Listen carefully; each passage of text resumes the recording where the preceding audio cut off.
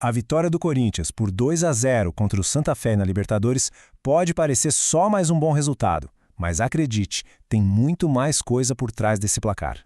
E essa é a grande pergunta, né? Porque por trás dessa vitória tem um detalhe, uma raridade estatística que o clube não via há, quase 5 anos. E isso pode muito bem ser um sinal de uma nova era para o Timão.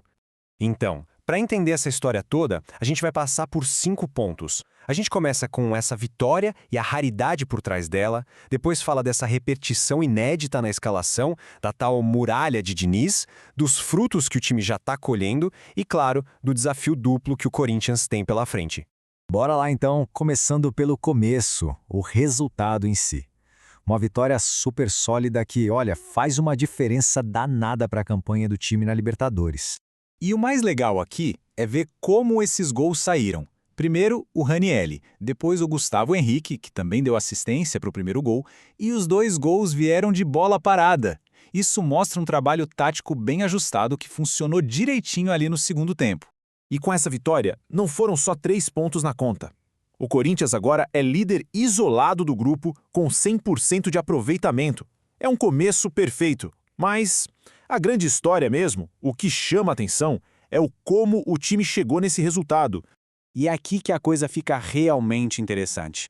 Porque pela primeira vez em quase 5 anos, é isso mesmo, 5 anos, o Corinthians entrou em campo com o mesmíssimo time titular por 3 jogos seguidos. É uma aposta clara em dar consistência para a equipe. Para ter uma ideia do quanto isso é raro, dá uma olhada nessa linha do tempo. A última vez tinha sido lá em agosto de 2021, com o Silvinho. De lá para cá, se passaram quase 1.700 dias. É muito tempo. Mostra como essa consistência era algo que realmente faltava, né? E olha só a diferença dos times. O de agora, com o Diniz, e aquele de 2021, com o Silvinho. São outros jogadores, outra cara, outro time praticamente. Isso deixa bem claro que não é só uma repetição, é a construção de uma base completamente nova, do zero. E o maior impacto dessa consistência, sem dúvida nenhuma, foi na defesa. Uma área que era uma baita dor de cabeça para o torcedor, virou, de repente, a grande força do time. Para a gente entender o tamanho da mudança, basta olhar um pouquinho para trás. Antes do Diniz, o time tinha levado 11 gols nos últimos 10 jogos. A defesa estava sendo, assim, uma peneira. E agora, o número fala por si só. 0. Em 3 jogos com essa nova formação, com essa nova mentalidade, o Corinthians não sofreu um único gol. A defesa virou um paredão.